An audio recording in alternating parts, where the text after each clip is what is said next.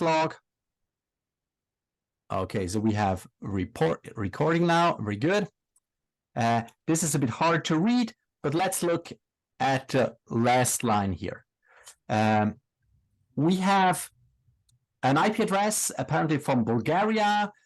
We see the operator here, and lots of information, not overly readable. But here at the very end, we have an indication that this request scored 83 points, or anomaly score, we call this in ModSecurity, namely in the core rule set world. We'll come to core rules afterwards.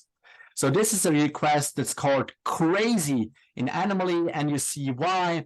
There is a lot of attack happening. It's kind of across the board. He tried SQL injection, cross-site scripting, remote command execution, and so on. Probably was simply a probe. So he really climaxed in his anomaly score, and we can take the unique ID, whatever that is, and look at the error log, see all these alerts in detail. This is now a wall of text. This is ModSecurity logging, and I can give you a briefer overview of what is happening. This one here. So he triggered like 6-time a threat, a path traversal attack rule, and then countless other rules, summing up a score of 85. Now, how does this path traversal rule look like that we see here in the log? I'm going to open that rule. And here we have the rule. This is now ModSecurity configuration language. So this is a sec rule, a couple of targets, amongst the targets the request URI, and then an overly complicated regular expression that you're probably not understanding, neither do I. This is machine generated. We have an optimizer that generates really fast regular expressions. Maybe scrolling down a bit so the people entering the room are not hiding this. And then additional information about these rules. In phase 2, it's a blocking rule, a message, a path traversal attack. You've seen this.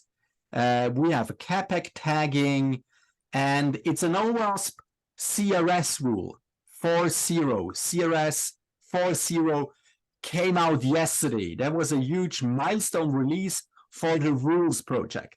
So the rules project provides you with this, but ModSecurity is the engine running behind it. So the engine executes this rule.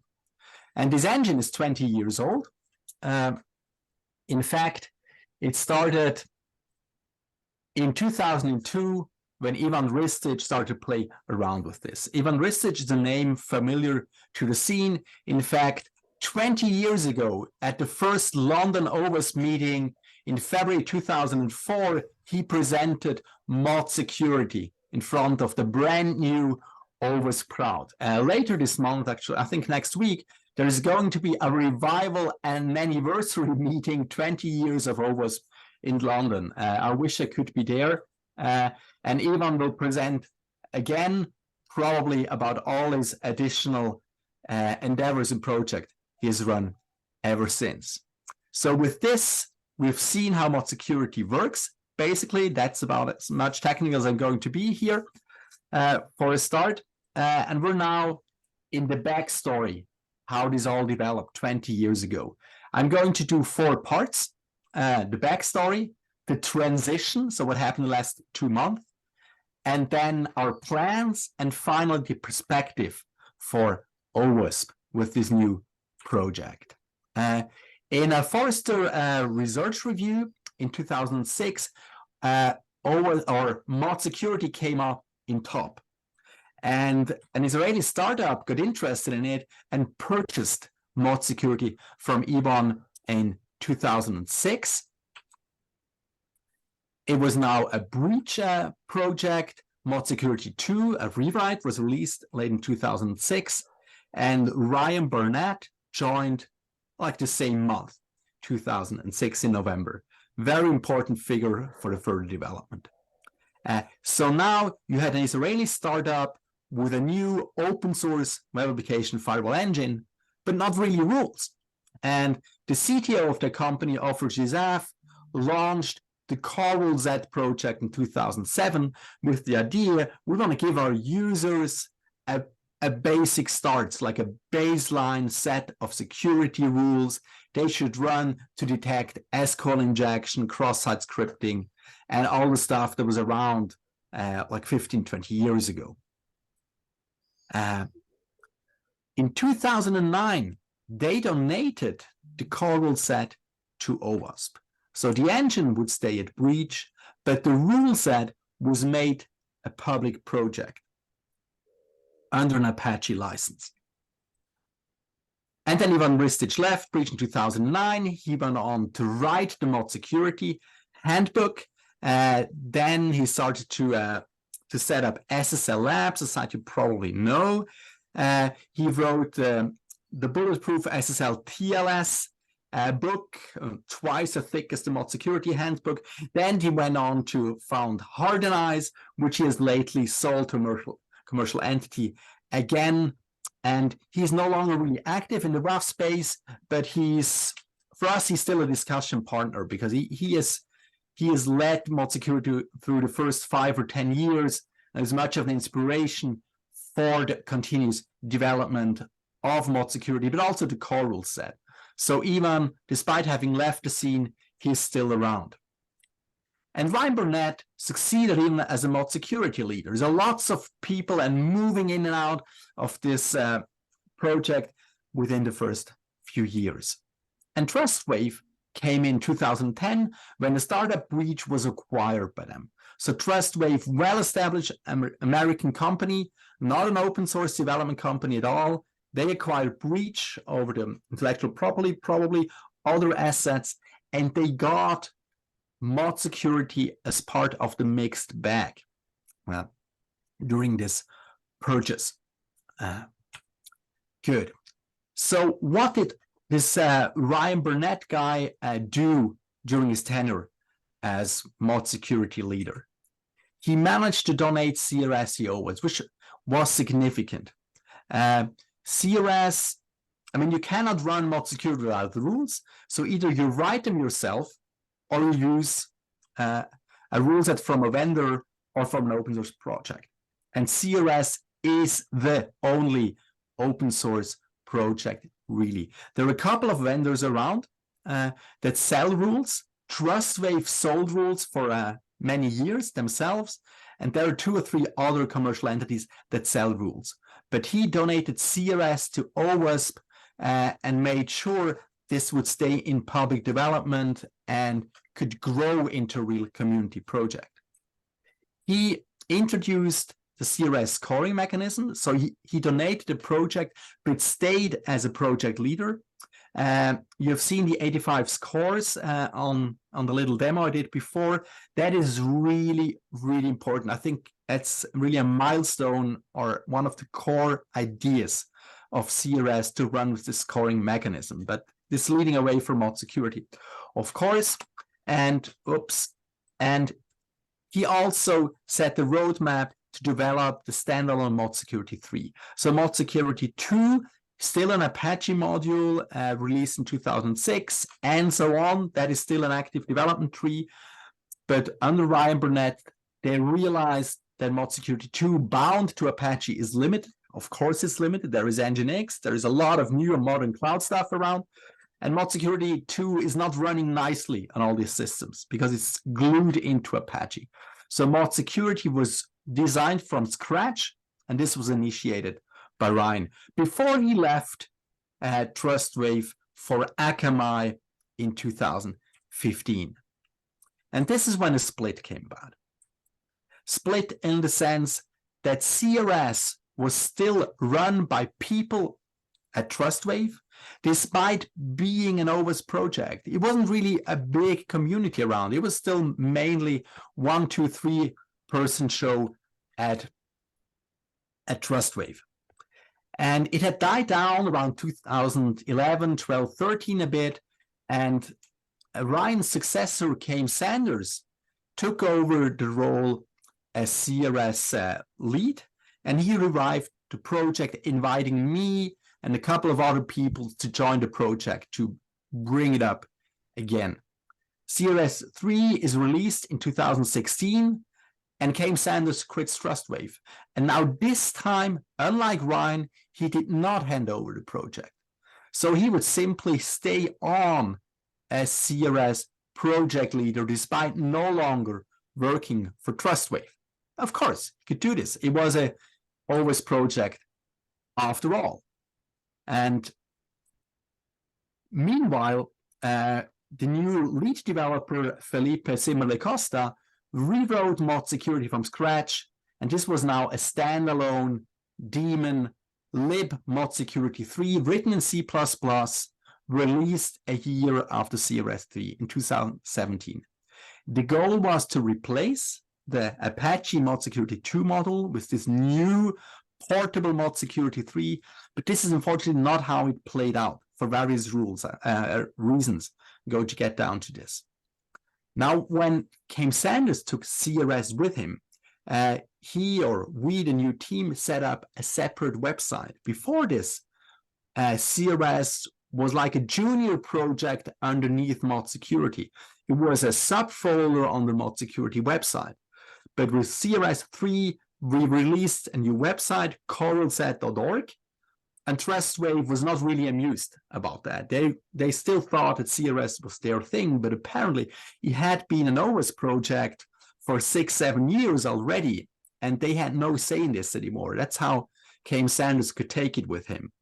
But there was a lot of quarrel going on, and this was really a split between the two projects. You had the rule engine on one side, the engine on one side, and the rules project on the other side, and then, of course, the additional rules projects from other commercial vendors. Good. The decisions taken during the development of ModSecurity 3 have a very long shadow. This may sound a bit negative now, but I need to show you these shadows, if you want, so you understand the current situation of OWASP ModSecurity. I think back in the day, some of these decisions have been very reasonable, but they've proven to be not very future-proof, if you want. And others, I would question back in the day already. I thought it was not the right decision back in the day. But of course, TrustWave, the owners of ModSecurity, were free to do whatever they choose. So what did they do? They rewrote in C++. I don't know if they started in 2013, 14, or 15, but around that day, I think back then C++ was a viable programming language for a new project. Today, you would probably start in Go, or you would start in Rust, something fancy, something maybe also with positive vibes. I'm not saying C++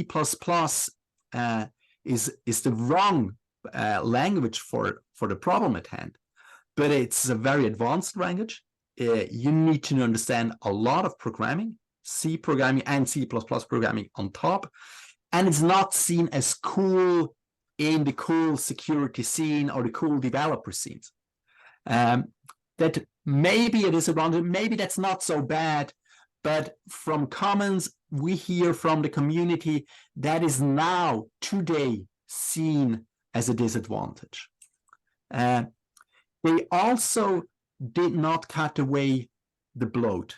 ModSecurity 2 has grown tremendously between 2006 and 2015. There are so many additional features. And by 2015 it was visible, well visible, that a lot of these features were no longer important, no longer in use.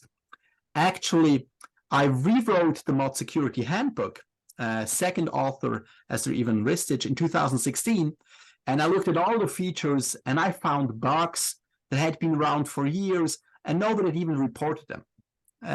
So this shows that probably a lot of these features were not used by anybody, and they ported them into the new rewrite to C++. So instead of trading the bloat for a more simple and a more performing ModSecurity, they decided to re-implement everything, or let's say 95% of ModSecurity 2. And I think that was not a very good decision.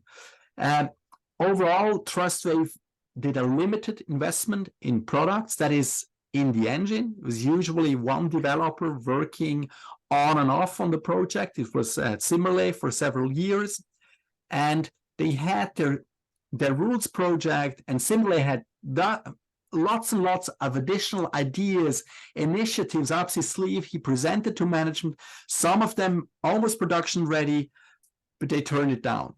So you could say ModSecurity got too much to die, but not enough to live from TrustWave. So they failed to create a real developer community. For 10 years, ModSecurity was a one-man show with occasional code contributions for 1, 2, 3 people, additional people getting their feet wet a bit, 1 or 2 contributions, and then they would usually step away for whatever reasons. But there is no developer community established around ModSecurity. And this is probably also the reason why nobody forked. Because if people would have been unhappy with ModSecurity 3, ModSecurity 2, whatever, they could have forked. But nobody did that, because nobody was really in a position to fork it, because nobody knew the code base well enough, and nobody had a big enough stake in this, or nobody with a big enough stake was unhappy enough to fork. So this is how ModSecurity stayed with TrustWave, despite some decisions which I think were questionable back in the day, and certainly questionable from a today's perspective. So ModSecurity with idle, slow development happening outside of the ModSecurity 3 release in 2017. Good. In 2021, similarly quit. So the lead developer quit in 2021, and then TrustWave immediately revamped the website. This is what they put up on the website. I'm reading only the first line. TrustWave is announcing the end of life of our support for ModSecurity effective July 1, 2024. So they would let their contracts run out until 2024, and then they stop supporting this. Then they would hand over the maintenance code back to the open source community. Of course, nobody read the second line. All everybody was reading was end of life for ModSecurity, announced in 2021 to be effective in 2024. This was the moment OWASP got active. So Executive Director Andrew von der Stock immediately got in touch with TrustWave management, or middle management TrustWave, to talk about this open source community.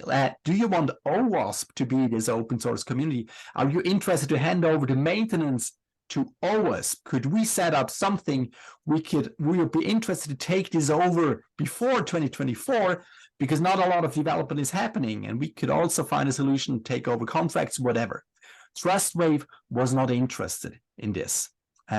ModSecurity continued to knock on the door, OWASP continued to knock on the door for several years, but the response was always, hold on, we're not ready to hand this over. What we have heard, that they also tried to sell this to somebody else. Nobody was really interested, and no big moves were happening for several years. This was a bit a delicate situation, because CRS, the active OWASP ModSecurity project, could not really push forward, because we're much smaller than the huge TrustWave, but also we were not in the best relationship with TrustWave. We would continuously develop security, or find security problems, discover security problems, ModSecurity code base. We tried TrustWave to fix them. We tried to get them to fix them, sometimes successful, sometimes not so successful. We tried to strong-arm them into fixing it, and we fought CVs on them, and this pretty much ruined the relationship between CRS and TrustWave. So we were very happy that OWASP headquarters was leading this conversation, even if we've been around in the background. Good. We come now to the transition, but something new happened. The last time OWASP knocked on the door of TrustWave, in November 2023, TrustWave opened the door rolled out the red carpet really harshly and presented a transition plan with OWASP. So they announced they were going to want OWASP to join the ModSecurity repository in January 2024, and they would hand over the project, the entire project, in February 2024.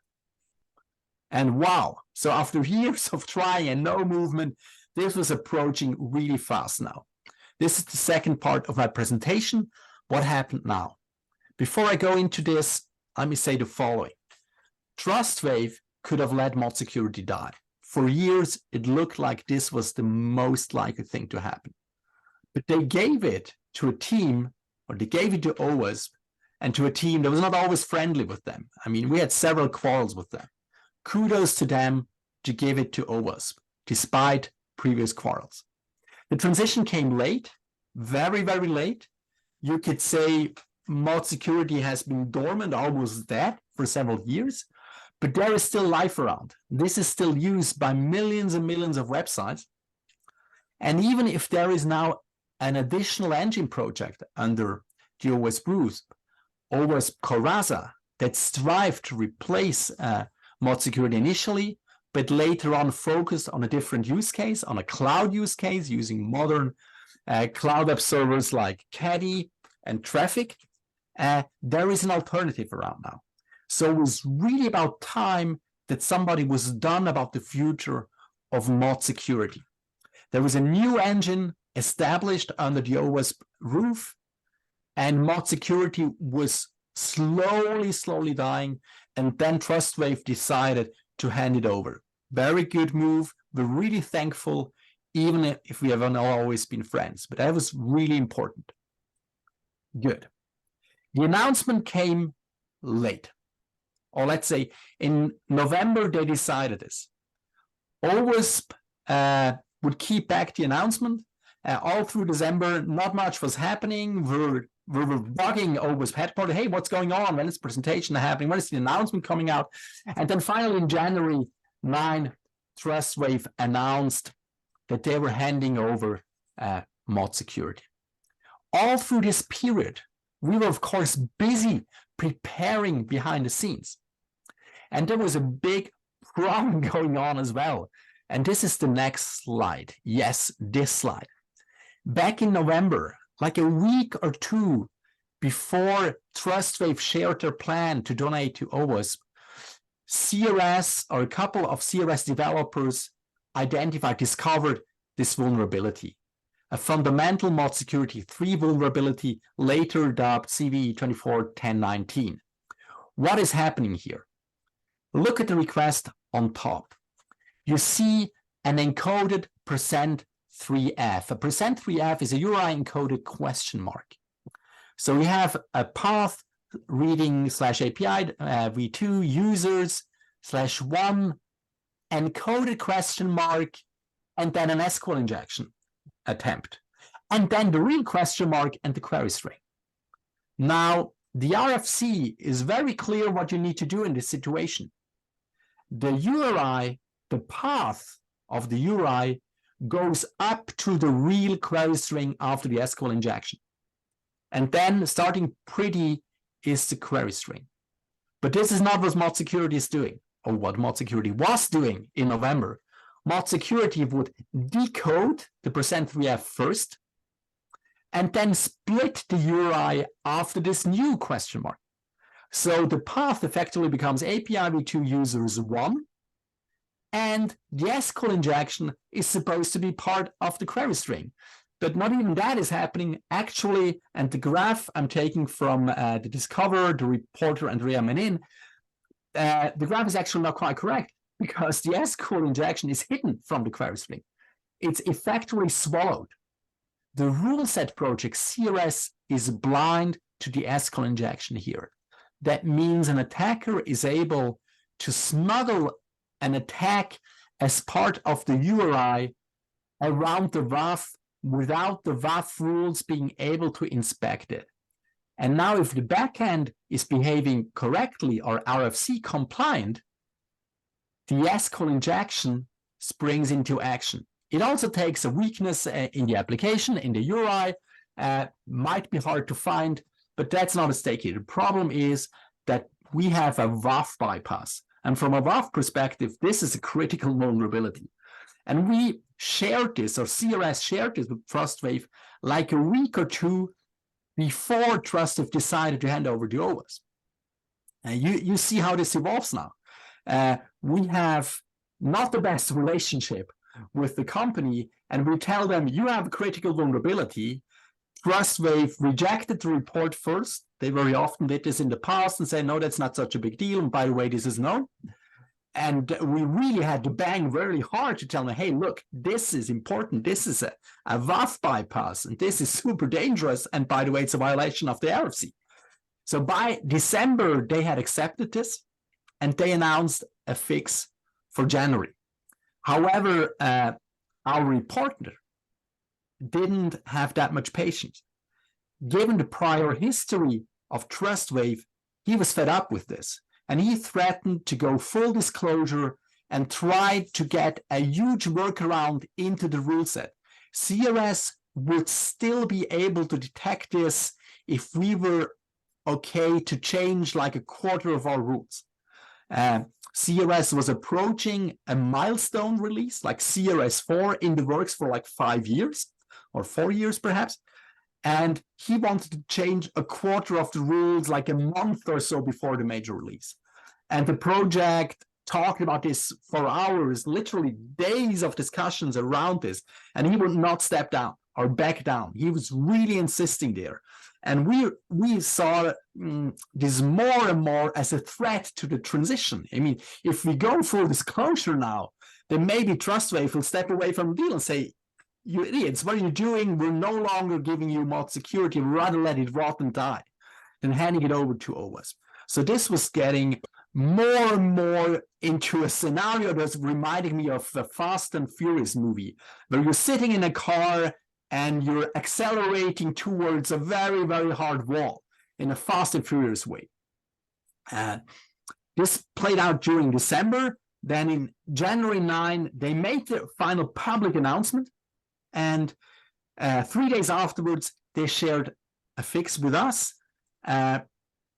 announcing they would release a new ModSecurity 3 version. ModSecurity 2 is not affected or not really affected in the week of January 22.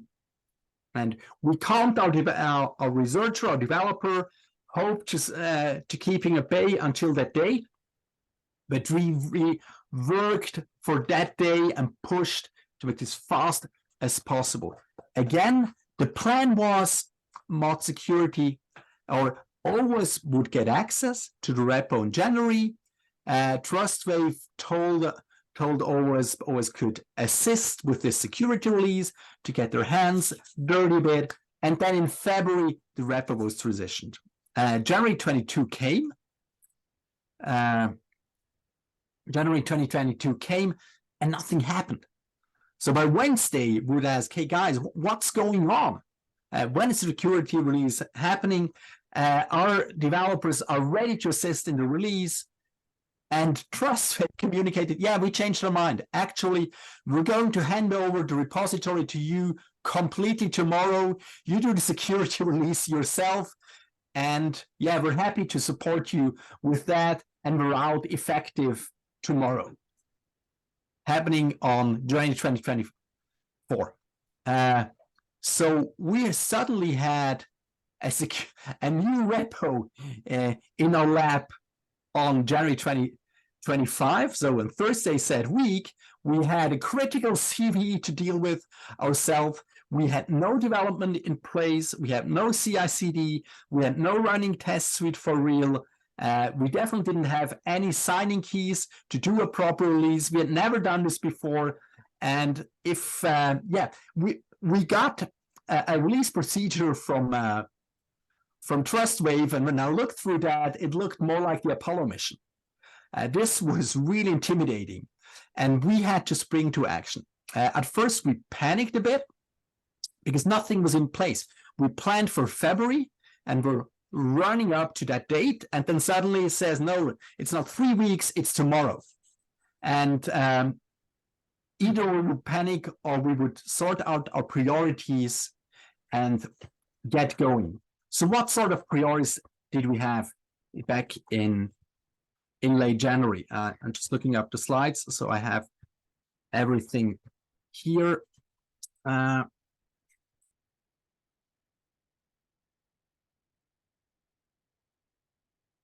Yeah, here we are. So we had to get the development ready, able to commit the merge. It's not so complicated when you have GitHub account and the repo, but we needed signing keys. And we realized ModSecurity had been signed with the private key of the ModSecurity developers through all the years. So that was no longer an option. We needed to bring the security release out because the CRS developers really threatening full disclosure. And of course, putting CRS release, CRS4 release apparel with that, really complicated. We had to get a proper CVE because we wanted to get this right from the start, not doing a security fix without a CVE for various development reasons. And if you've done CVEs before, this usually takes a lot of time. We needed to develop a preliminary website because we want to publish release notes, and modsecurity.org was not being transferred. Got about this afterwards. And we needed to have production level assigned from OWASP. OWASP has different level of projects, and we wanted to get flagship level as soon as possible. And the first step to that is getting production level as soon as possible. We didn't want a project with millions of users or websites at least to be dubbed an incubator or lab project. So we approached the project committee of OWASP to ask him to give us production level. And of course, that involves a lot of paperwork. You need to fill out forms to get this, all within a couple of days. And then we wanted to officialize the project, officialize, hey, we need a leader team here. Do we have a leader team? In fact, no, we didn't. We were just a few guys talking about OWASP ModSecurity throughout December. Now, OWASP is a great place. I mean, we're here as guests of one of the more active chapters, hundreds of chapters around the globe, dozens and dozens of active projects, great people, so much knowledge. But OWASP is not really, I would say, a dynamic organization. OWASP is huge and always relatively slow. So if TrustWave was to hand over the repo, somebody had to pick it up, or it would just stay with OWASP headquarters while somebody would get going developing this. And we didn't want to allow this to happen because ModSecurity was already in a sorry state. We wanted to get going from day one. So who is we? It was Erwin Hegedus from the CRS project, and me, myself, CRS project leader.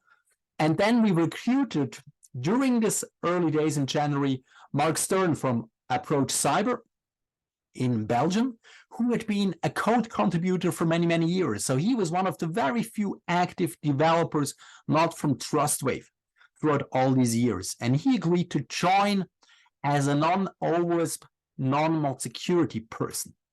So the moment TrustWave donated or handed over the GitHub repository to OWASP, we had this leader team ready to get going, but not really officialized. So this had to be done really, really quick.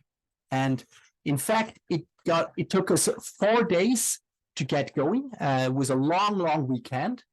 We had a website up and running in a couple of days. We also get very nice endorsements. You see one here from Jim Manico. I'm not a fan of WAFs, but if there is one team that I think will be able to bring something useful to the table, it's the people in the new OWASP ModSecurity project. This is highly valuable for us, of course. This was super important to have figures in the community like Jim endorsing what we were trying to do here, and not people say, yeah, let's see the disaster involved with these guys killing ModSecurity. They really forthcoming and got good stuff going.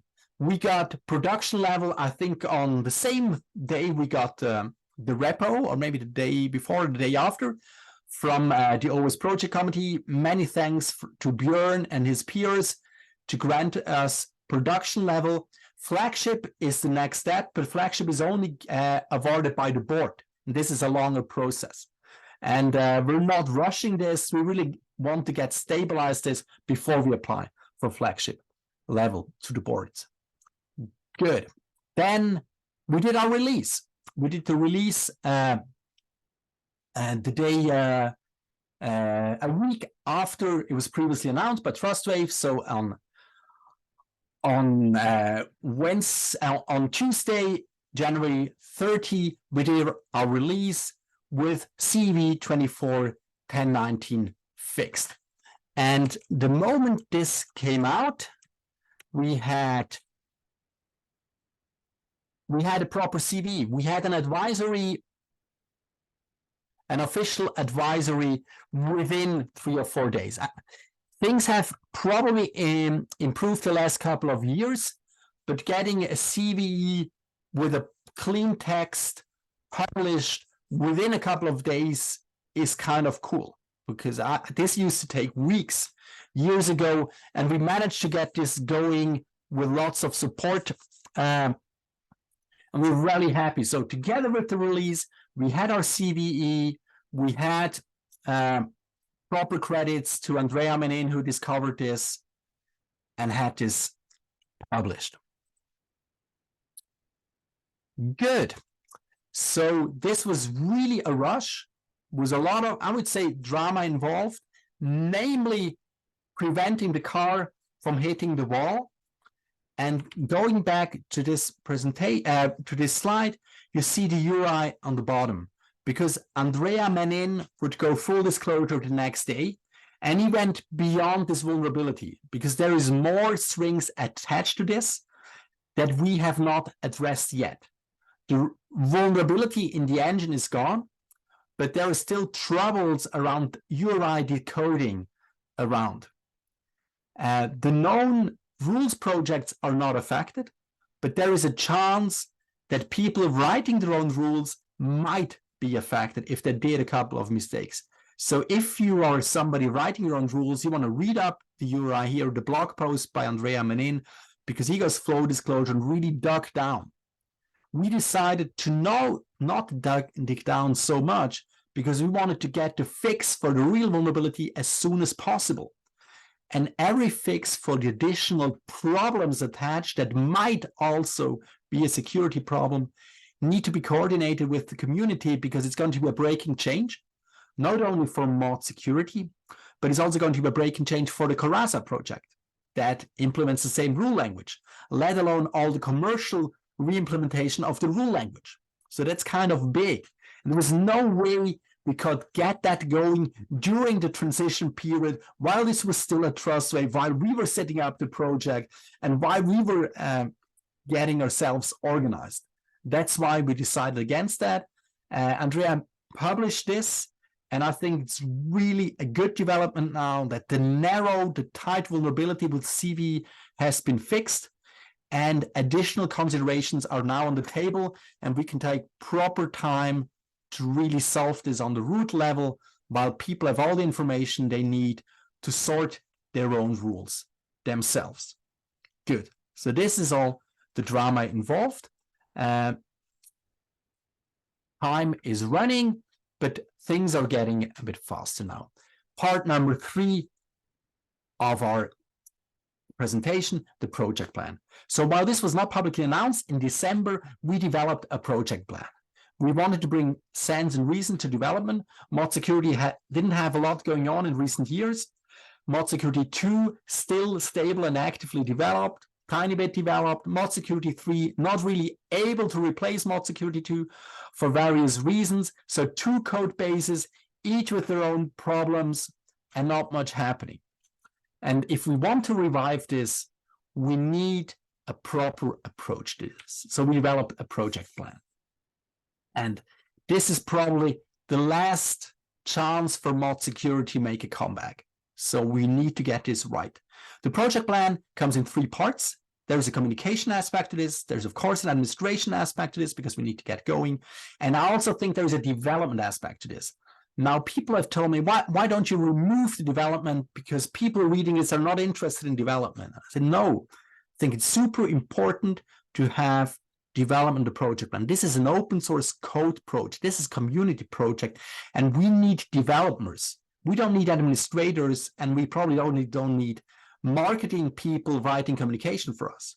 What we need is the interest of C and C++ developers willing to dedicate their resources to the project. People walking up to their bosses, asking for working time invested into this, or people deciding to, instead of doing a free weekend, they're going to hack away at C++ code. That's why I think development must be part of the project plan on the same document. Good. So communication. Of course, we need to get going, get in touch with all the developers. This is still happening.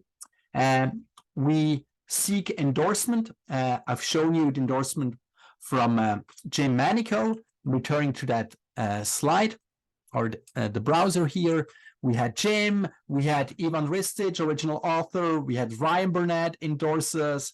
This is exciting news. Formerly developer Simmerle, and then came Sanders, and several people I have to add here. So we got a lot of good endorsements, and so this is checkboxed. We reached all the potential channels we could reach. We've invited people to the OWASP Slack, the ModSecurity, or the project ModSecurity channel, which I invite you to join as well. And we're still seeking commitment of developer resources from companies integrating ModSecurity. We're going to get one next week, I think, or the week afterwards. And we're talking to 2 other companies, and it's a bit slowly going with other companies. There are a lot of stakeholders here. There are lots and lots of commercial WAFs being based on ModSecurity, and they've made good money for 10, 20 years with ModSecurity, but they're reluctant to take part in the development. I think that is natural with open source, but it's also very natural for us to try really, really hard to get them to the table and tell them, your product is based on ModSecurity, and if you want to continue to have success, then ModSecurity needs to be successful.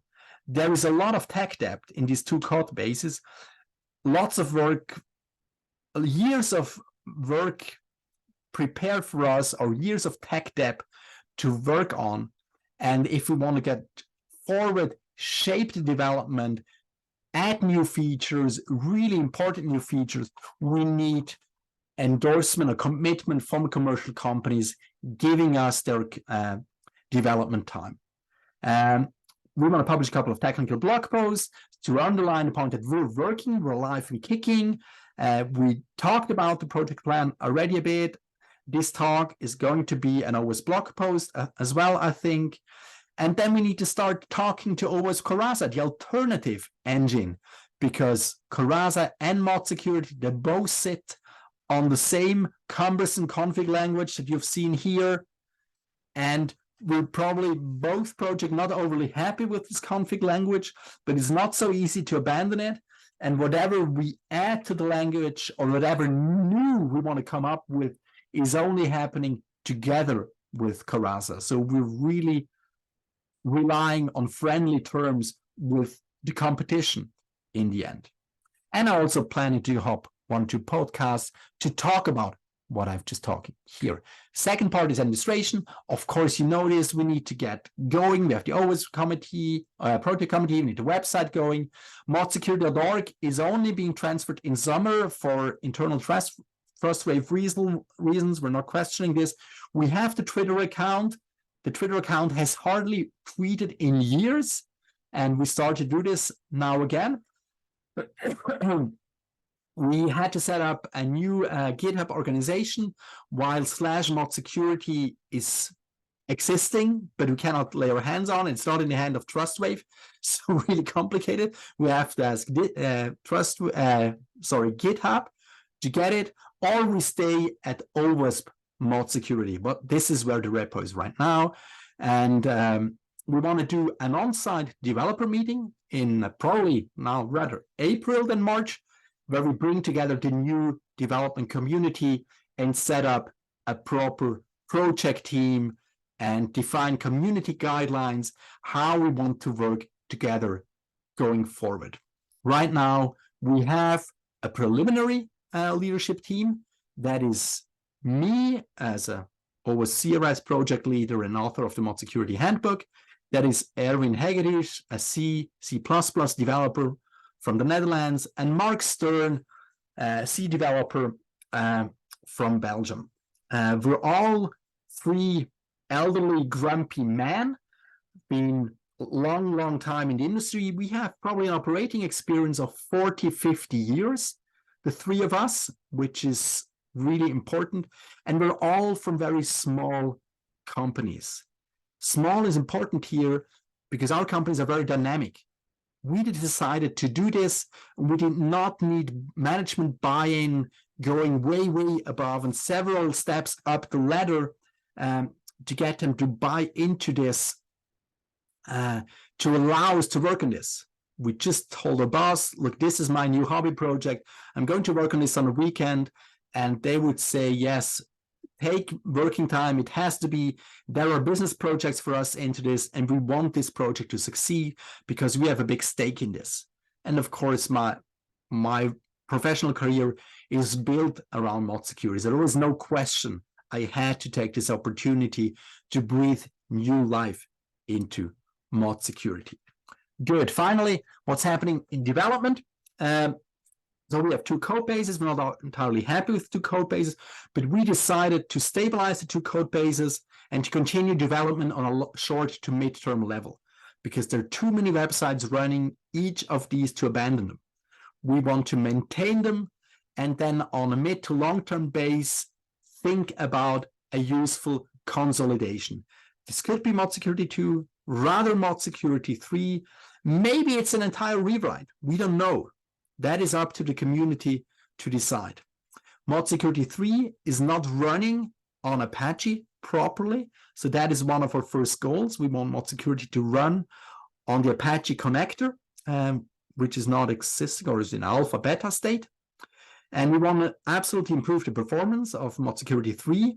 And there is code for a non-PCRE ModSecurity 3 that's never been released. I think that would be interesting to release for performance reasons.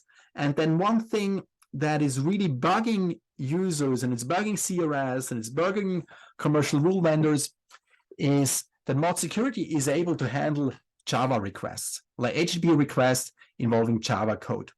But it's not able to read a query string with one or two Java JSON parameters in it. So it's not able to read a parameter as JSON. And that is very complicated for the code base and really a big feature request from our community. So this is what we try to tackle. And apparently the JSON payloads is something we need to tackle together with Corazza and maybe commercial integrators. So this is the plan. Now, what is the OWASP perspective in all of this? This is not a hazard. It ended up at OWASP, and it's no hazard that Andrew Vanderstock and Harold, who's been crucial for this transition, that they got involved with TrustWave again and again. And they did so because they saw the potential in this. What I'm talking about now is not something they have shared with me or shared with them. We didn't really discuss this. This is my perspective of this. And this is what I think the OWASP perspective is or should be. This is not only important, this is vitally important for OWASP going forward. And I tell you why.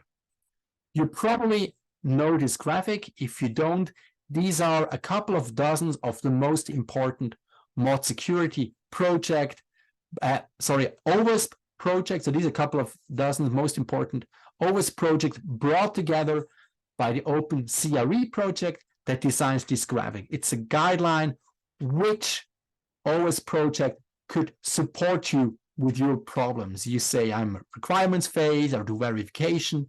Here are the OWASP projects. Now, OWASP ModSecurity is in the top left. It's not even on the graph yet. There is Corazza and there is CRS in top left. As it happens, this is one of the smallest circles. And this is how this feels to me or felt to me for years and years. These WAF projects were very exotic within OWASP.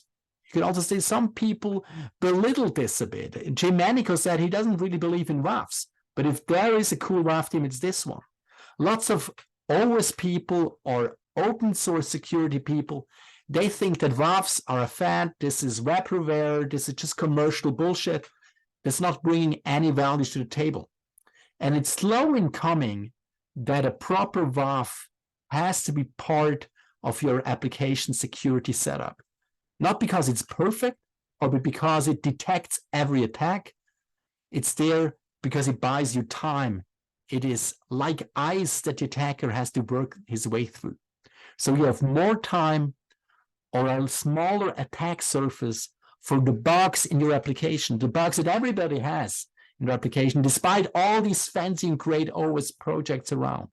You still need to operate with a cleanly set up WAF. And now the WAF markets, there are probably hundreds of commercial WAF vendors around. And a lot of them, or most of them probably, are running ModSecurity under the hood. More and more of them are running Coraza now. There is a migration happening. And even more of them are running CRS. So there are commercial re-implementations of ModSecurity. The cloud providers, that is Edgio, Cloudflare, Azure, probably also AWS, they re-implemented ModSecurity, so they will be able to run the Coral set from OWASP. CRS is run by them on their custom ModSecurity base. So OWASP has a really, really large stake in this because there is no alternative generic rule project like CRS around. If you want to protect all the code, also your custom code, you cannot go with a commercial rule set. You need to go with CRS, or you write your own rules, but very few people are doing. So OWASP is already in a key position, and by adding Coraza and now ModSecurity to the portfolio, OWASP is the open source WAF project around. Everything open source WAF is going to happen under OWASP, and OWASP is in a much better position to acquire funding now. CRS has done pretty nice with getting funding because of commercial factors playing into this, but it will be hard, I guess, for ModSecurity, and it is hard for Coraza to get proper sponsorship. But with this position, this importance in the market, and in the WAF industry, OWASP is in a pretty good position to approach foundations, public money, or the big internet enterprises to ask for funding for this project, because OWASP is the key player maintaining these softwares that are more and more important. There is the PCI DSS standard. That is the standard, sorry, that governs the credit card industry. And that standard will have a release number 4 next year in March 2025. And that PCI DSS 4 will say that you need to have a blocking WAF in place if you're handling credit card data. And the chances are that blocking WAF is either a very expensive commercial product. Talk a lot about commercial WAFs here. I'm not doing that. Or it's going to be an OWASP project in front of these bank entities. Or it's a commercial product built around one of these or two of these OWASP projects. So the little circle on the top left here is growing. And it's literally an area where you can raise money, because all these guides are relatively hard to monetize. It's hard for OWASP to get funding for them. It's goodwill of companies funding that. But with the 3 WAF projects under the hood, OWASP has a deciding position in the industry to really govern the direction how this is going. And if we're able to put ModSecurity back at the table in a good shape, get development going, unify on a single code base, sort out the performance problems, sort out issues with the code, and get ModSecurity back alive and kicking, then this is very good news for OWASP, who gets a very powerful team of WAF projects under its roof. Thank you very much for attending. I'm here to respond to your questions.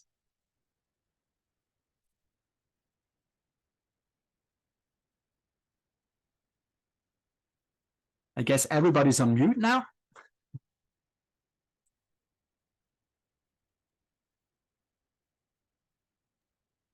Yes, everybody is on mute. Though if I configure it correctly, everyone can mute themselves.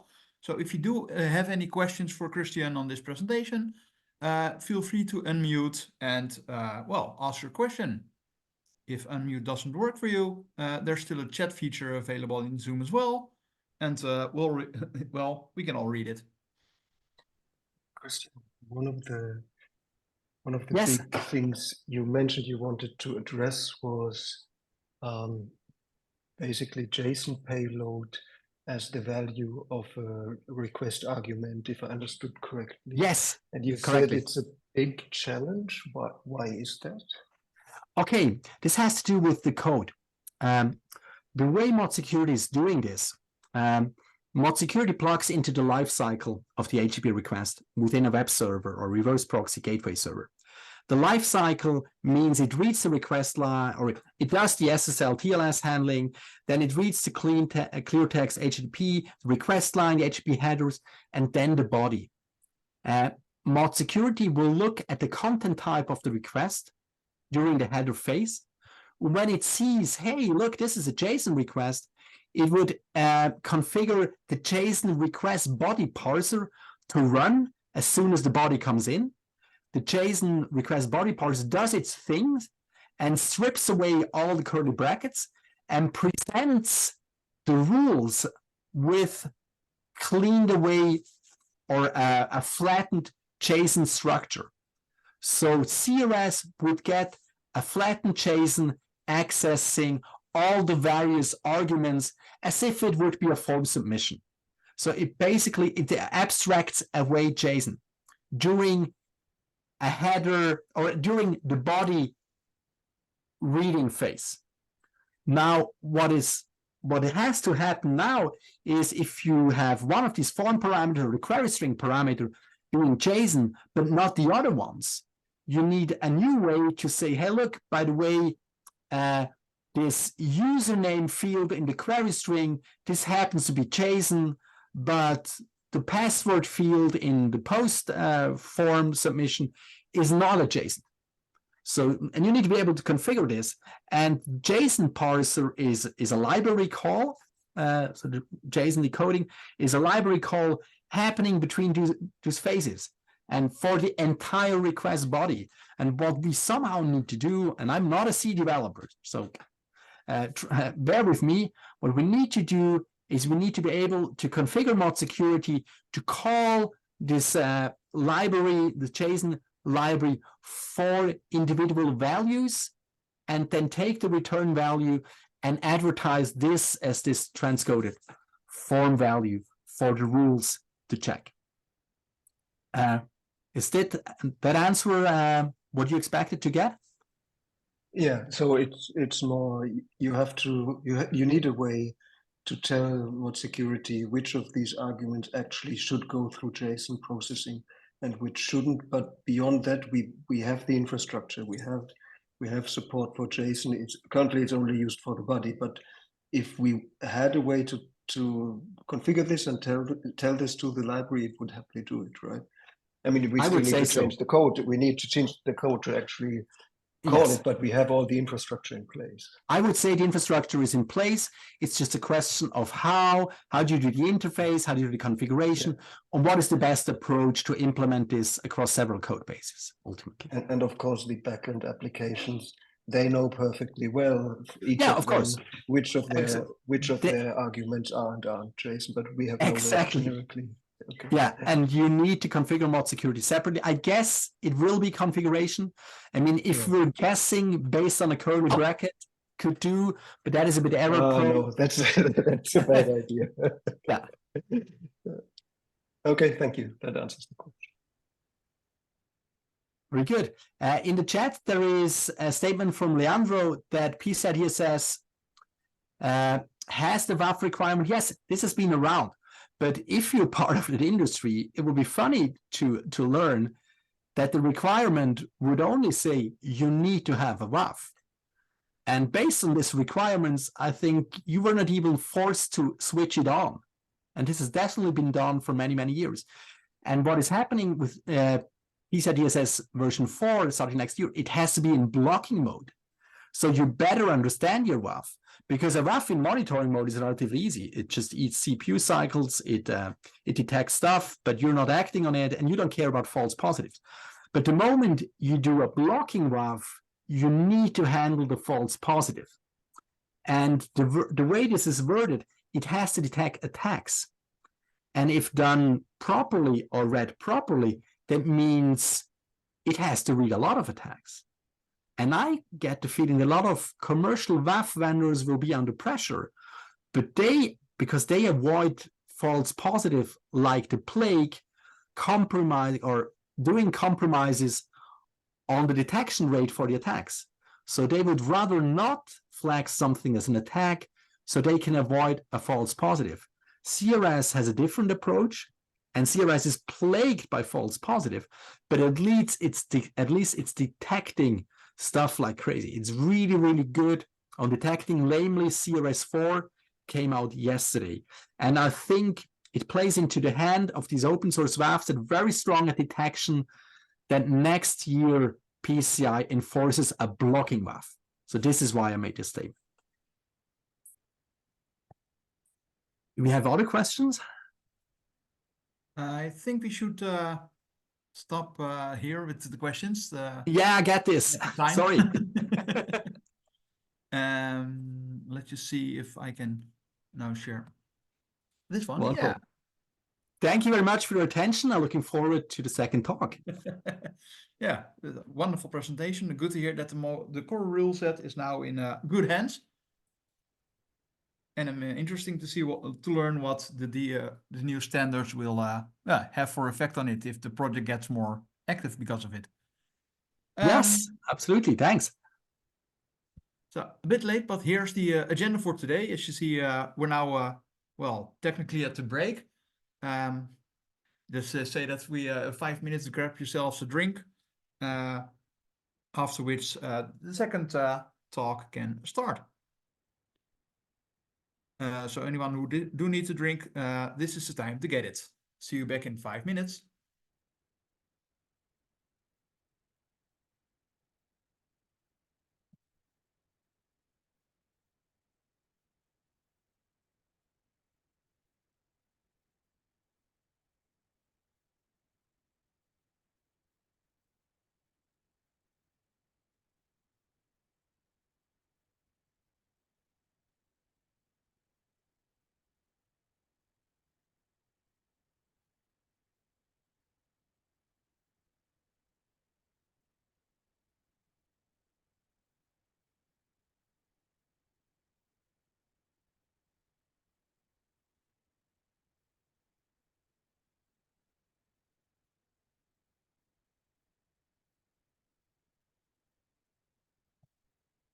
Ah, this works.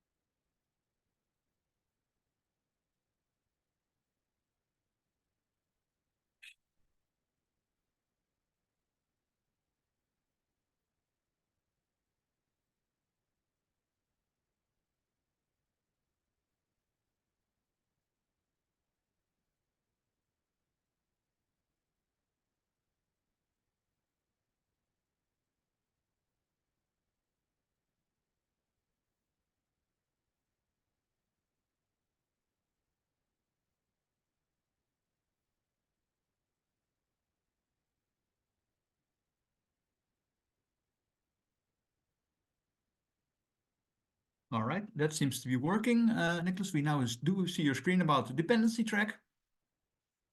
And Awesome. Yeah, so we'll start in a minute, I think. But let me share one slide first. After this, it'll be back to you. Alrighty.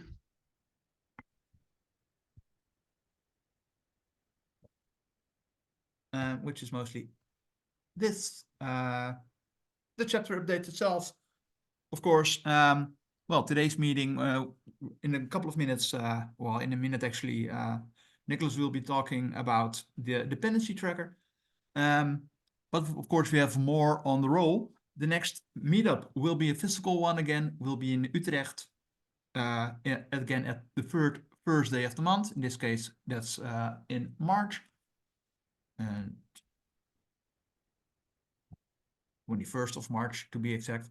And the OWASP Global AppSec is in Lisbon this year, 24th to 28th of June. So if you go there, well, that one isn't for free, but it's worth it. Just don't forget your sunscreen. A bit further ahead, not yet on this slide, is our Benelux days, which will be coming to the Netherlands this year.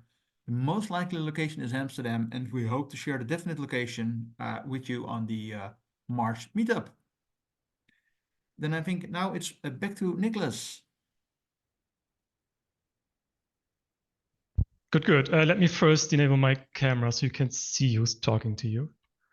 And then reshare my screen.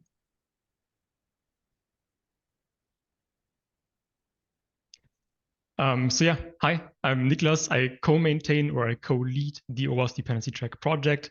I'm also a maintainer of multiple projects in the Cyclone DX realm of things, I guess. Both of these topics, of course, we will discuss in this talk. But first, before I start, let me just say, as a former user of ModSecurity, big thanks to Christian and his team for like taking this over. It's really cool to see to get it back into OWASP or to get it into OWASP in the first place. It leads to quite a bit of peace of mind knowing that it's in good hands now. So thank you very much for this, much appreciated. So yeah, now about Dependency-Track, the topic of the talk. Dependency-Track is a platform to, let me just select the correct window here, a platform to identify and reduce risk in the software supply chain by leveraging bill of materials. And the project was originally created by Steve Springett in 2013, which also means it celebrated its 10th anniversary last year. It is an OWASP flagship project, and it is used in tens of thousands of organizations worldwide, ranging from like financial services to government agencies and more. It's really all over the place. Personally, I started using Dependency-Track back around 2018, 2019. I began to contribute to it over time, and then finally I joined as a co-lead in early 2022. So I said Dependency-Track leverages bill of materials to identify risk in the software supply chain, right? But what does that actually mean? It's quite of a loaded term. Well, in contrast to most software composition analysis tools out there, it itself does not scan any binary artifacts. It does not scan build manifests, no source code, no repositories. It's not an SCA tool, and it's not a scanner. Instead, it ingests inventory from information, or it ingests inventory information that way from bill of materials. And Dependency-Track really puts inventory first in that sense. And this usually leads to higher degrees of accuracy and completeness when comparing to SCA solutions, just because bill of materials can be generated and enriched in various ways that common SCA solutions or common SCA tools on their own are not able to pursue.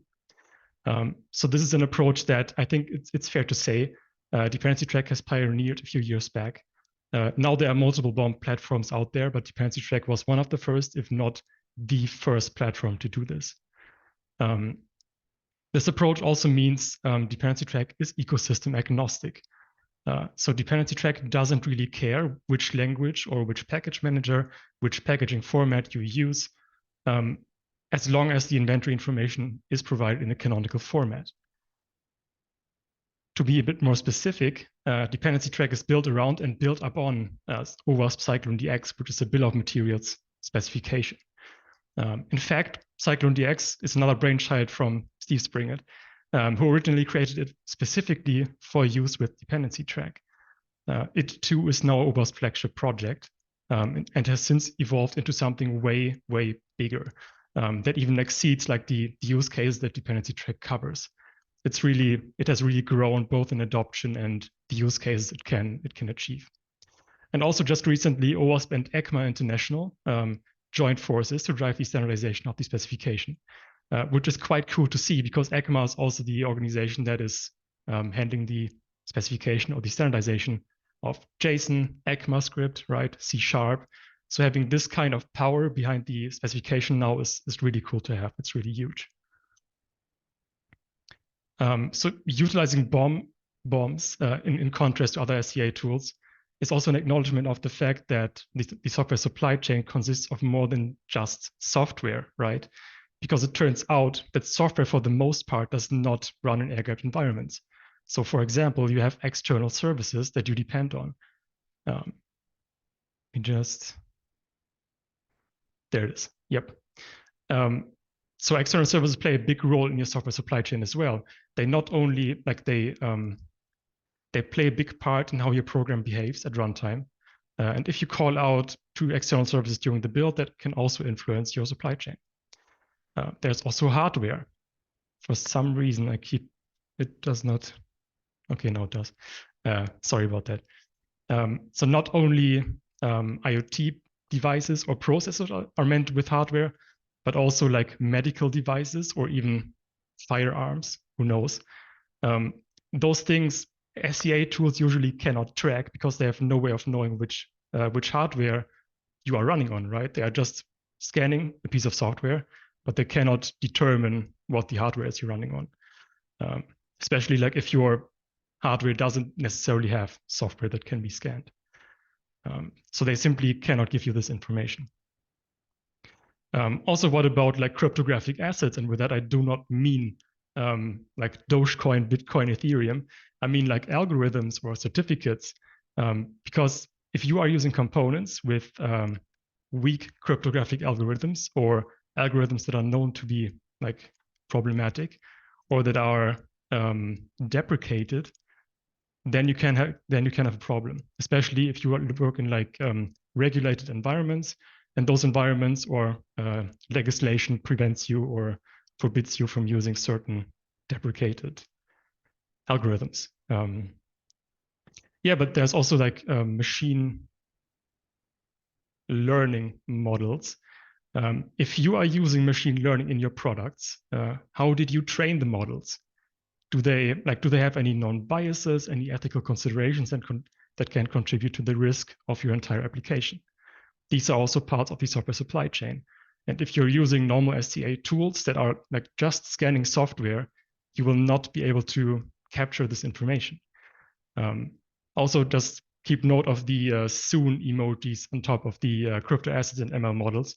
These are there because both crypto assets and ML models are currently not supported in Dependency-Track. But the message here is that by leveraging bombs, Dependency-Track is in a very advantageous position because these things can be expressed in CycloneDX already. So it's just a matter of time for Dependency-Track to adopt them and to be able to determine risk from them. Now, I kind of realized that there was quite a bit of buzz around bill of materials and especially software bill of materials in the past years. Also for good reason, right? Because they are becoming more and more important. You have the United States Executive Order from 2021. You have the upcoming Cyber Resilience Act or CRA that will require you to use SBOMs for vulnerability management.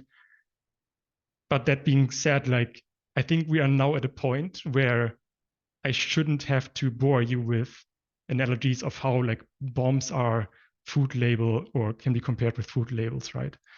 I think at this point in time, everyone should have a rough understanding what bombs are, what SBOMs are. So I'm just making the bold move of not going to explain it in depth. If for some reason you do not know what bombs are, what SBOMs are, I'm more than happy to explain. Please just like ping in the chat maybe. But otherwise, I'm just happily skipping this step today. But also later in the demo part, I will show you how a bomb looks like, how an SBOM looks like. So we will have a quick look at how the structure is and what information it contains in the best case.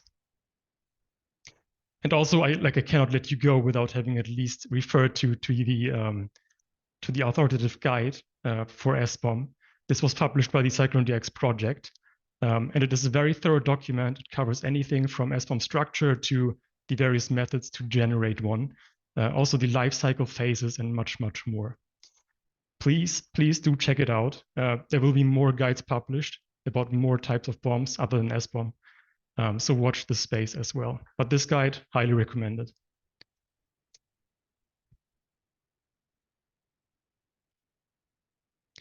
But for now, let's have a look at how Dependency-Track works on a high level. At the beginning of all things, to the very left side of this image, of this animation, there is the production of bombs, either by generating them ourselves or maybe by acquiring them from the suppliers that we have, that we buy software from, or that we use software from, for example, open source projects. These days, some open source projects do already publish an SBOM. Many Apache projects are doing it right now. So you can download SBOMs for Flink, for example, I think Spark. Kafka may be one of the projects. And then also like providers that sell software as a service offerings for these Apache projects, they also publish SBOMs. For example, Confluent is publishing SBOMs for their Confluent platform. So yeah, now that you have the SBOM, what you do is you submit it to Dependency-Track, where then Dependency-Track ingests the data from the SBOM or from the bomb. And this can be achieved via a web interface, like we have a UI, or via community-maintained Jenkins plugin. We have a GitHub action, or pretty much everything in Dependency-Track is accessible via API. So you can just code your own integration. And as of last year, we also have a native Go client. So if you are in the DevOps space and you love writing Go, we also have you covered there. Yeah, so getting things into Dependency-Track is quite easy, I would say. So now with the data in Dependency-Track, what Dependency-Track will do is it will analyze it for various types of risk. And this can include known vulnerabilities, outdated components. So is a newer version available essentially? License compliance, are you using any license that your organization does not want you to use? Or are you using components that are using licenses that your organization doesn't want you to use? And then also all sorts of custom policies on top. We have a policy engine that I will cover in the demo. But yeah, but the project is called Dependency-Track, right? It's not called Dependency-Scan or Dependency-Check. Dependency-Track is another OWASP project, which is an SCA tool. But this is called Dependency-Track. And this is also one of the biggest selling points of it, in my opinion, because it will not only scan your bomb once when you upload it, it will keep analyzing it over and over and over again, at least once daily, or I think even every 12 hours. One of those, it's even configurable, like how often it does that. And this is like very essential, right? Because bombs are static, the information in it is static. It will not change over time, but the world outside moves on. New vulnerabilities are being published, like they are updated. So if you do not keep on checking and keep on checking, you are missing out on a lot of valuable risk information essentially. So if you have, like, at a previous gig, I would say, we had like a job that would run an SCA tool on a schedule, and it had to do it for every single artifact that was deployed in production. And this gets both quite expensive because all these pipelines have to run somehow. And it also gets like very hard to aggregate this information because every pipeline run gives you a report. The report is nice to look at, but you need a centralized view, right? If you have like thousands of reports, it doesn't really do anything for you.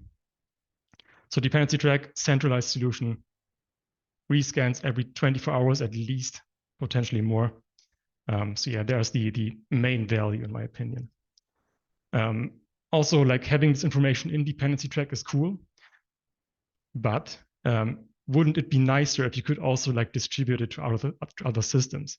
And perform action based on findings that dependency track generates, be it like new vulnerabilities being identified, policy violations being found, etc., etc.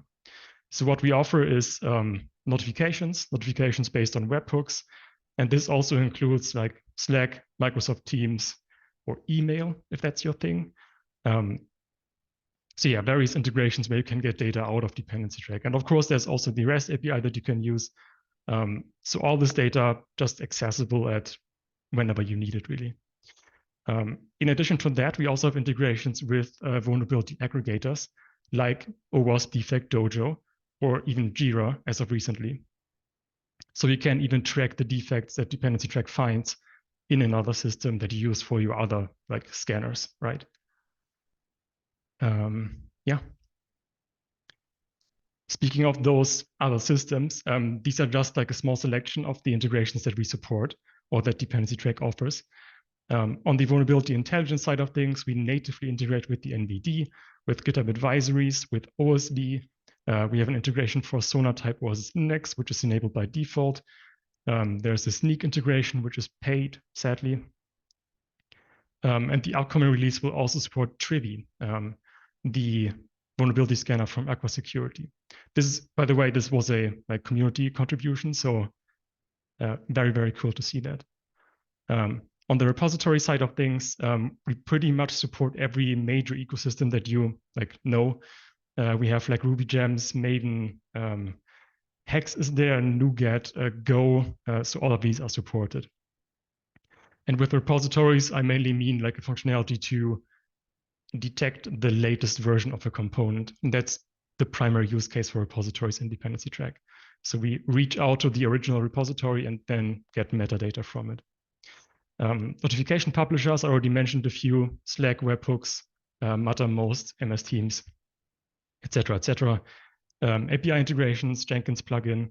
We have an open API documentation or document that to be fair, it needs more work, but it is there. And then the vulnerability aggregators. Again, I mentioned Defect Dojo, Jira, but we also have ThreatFix and Canna Security and so on and so forth. So there are plenty of integrations in dependency track. Now, before jumping into the demo, what I would like to do is show a few examples of how you might integrate dependency track into your workflows. These are just really simple use cases, but nevertheless, it is good to cover, I think. Starting with CI. There's a great Jenkins plugin that is community maintained that you can hook into your Jenkins instance. You can configure it to use your dependency track instance. And then during builds, you generate a BOM using any of the available like tools to generate a BOM. There's a Maven plugin, for example. There's a Gradle plugin. If you use Go, there's a Go plugin. So there are various ways to generate a BOM during a build, after a build, before a build, at runtime. But yeah, once you have that BOM, you use this Jenkins plugin to upload to dependency track. And then there's an optional feature in which you can wait for the BOM processing to complete. You would then fetch the findings from dependency track. And based on those findings, you can do quality gates. So you could say, I don't allow more than 2 like critical vulnerabilities or more than 2 high vulnerabilities if you want it. If you are a person that wants to break builds, then you can. And this is, of course, like just an example. You can just as well just script this integration with either directly via REST API or this Go client that we have, or Bash. Like the options are pretty much endless. But the Jenkins plugin is a very nice example of a well-done integration. Then there's also continuous delivery, and this is a project that I guess is fairly recent. It is called Technolinator. It's kind of a tongue twister. But this is also an open source project that you can look up in GitHub. And this basically hooks into GitHub and dependency track. So whenever you push something to the main branch, and that would be like master or main, in the most cases, it will generate an SBOM for you. It uses I think it uses CDX-Gen behind the scenes, which is a tool to generate a BOM for various like project types. And then it will upload that to dependency track. And I think workflows like these are very good for continuous delivery, because now you have like, assuming every time you publish or you push something to the main branch, you deploy to production, then you can have Dependency-Track now act as a watchtower, essentially, to notify you whenever something is vulnerable or breaching policy while it is running, or while it is in production, where it has the most risk for you. I think this technology NATO also has like other functionality, but this is like the core thing that integrates with Dependency-Track here. But there are also like manual use cases that you can use Dependency-Track for. Procurement and mergers and acquisitions would be a good example. If you're going to buy a product or even a company, you may want to know that the software they are running their business on is not going to be a risk for you, right? So ancient component versions, vulnerabilities, usage of licenses that are incompatible with your business model, which can definitely be the case. All these things will cost you money to resolve. And if you're going to spend a lot of money on buying something, you should know about these things up front, right? And bill of materials make it quite easy to disclose the necessary information to perform these types of analyses without violating any intellectual properties, admitting a person here, without like violating intellectual property or by leaking actual code. And Dependency-Track has a nice user interface, so even like manually, you can just upload the bomb, inspect what's in it, see what kind of risks it identified. It's really good for these use cases also. It's not just automation. Yeah, so we are starting to do community meetings now. We had 2 so far, and we're planning to make them more frequent. And in the most recent one, in the second one, we had our friends from IBM CISO join us, and they talked about how they use Dependency-Track. What is their use case? And they are using Dependency-Track to deal like with the surge of incoming bombs that need to be analyzed. They talk about like mergers and acquisitions, how they do analysis with Dependency-Track for companies they acquire or they want to acquire potentially. How they build like automation around Dependency-Track even to generate reports for the analysts. Let me just admit the next person here. So the talk is quite insightful. I put a link here. It should link directly to the place in the recording where they start talking about their use case. Highly recommend watching. And we also we plan to showcase more real world examples of how companies, how people, how organizations use Dependency-Track, because we realize just showing what you can do is nice, but seeing what other people are actually doing is way better, right? So even if you are like a Dependency-Track user, please do reach out to me or to the other maintainers or project team members. If you have something to share to the community, that would be much appreciated. Yeah, that is for this slide here. And now let's go on for a demo. I will have to reshare a little bit of my screens here. Actually, let's start with how a bomb looks like, how an SBOM looks like. Because as a good open source citizen, Dependency-Track publishes its own SBOM for each release, or its own bomb. And we are currently looking at the bomb for the 4.8 release. For reference, the current latest version is 4.10, so this is a little bit older here. And in the most basic sense, how a CycloneDX software bill of materials looks like is you have various kinds of metadata, like the spec version of CycloneDX, the serial number that uniquely identifies this SBOM, the version of the SBOM. And then there is like actual metadata that holds the tools that generated or that created or that contributed to the creation of the SBOM. And in this case, you can see we used a Maven plugin. The hashes of that plugin are listed here.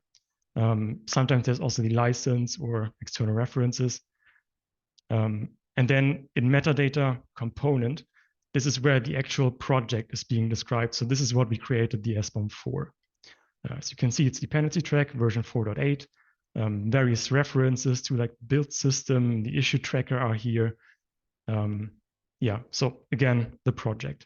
And then now the interesting part comes, where all the components that make up Dependency-Track are listed. And these are all the libraries and frameworks and jars that dependency track is using to fulfill its work. And for each of these entries, you can see a type. In this case, it's a library, a group, a name. So the group is the namespace in the Java ecosystem. Some ecosystems do not have a group or do not have a namespace. And then also for the library, there are the hashes, the license, the package URL, which is critical for dependency track to know where this library came from. And then also like external references. And this is for every single dependency that dependency track is using. Something that we do also, we enrich this automatically generated SBOM during the build with these services that we are calling. So I mentioned earlier, we use the NVD, right? We natively integrate with the NVD with GitHub advisories. So what we do is we list those services in the SBOM. So when you import it into your SBOM platform of choice, which hopefully is dependency track, you will see those services being listed also. So yeah, for these, we have all the like similar fields as for normal components, including like services also have endpoints, whether or not they are authenticated, whether or not they cross trust boundaries. So really, if you build this up, you could theoretically like generate a threat model just based on this information if you wanted. And there are ways to automatically generate these service details at runtime with runtime analysis, but we just like put it statically. We merge this with the static BOM to achieve this. At the very least, or at the very last, the dependency section, because it's not only interesting what is in your project, but also like how do the libraries that you have, the frameworks, how do they correlate with each other? How exactly is a component introduced to your project? That is very interesting to know. And it is also like influencing how you resolve issues, right? So this is basically an adjacency list, roughly. It's a very like, it's a graph. It's a graph, let's call it what it is. It's a graph. Yeah, so this is what a BOM essentially is, or more specifically, what the BOM of dependency track is. So what I'm going to do is I will upload that to dependency track. Let me just reshare my screen for that. If I can find the window where I have dependency track running.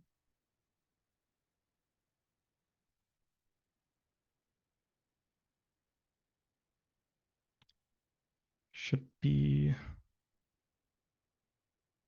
nope.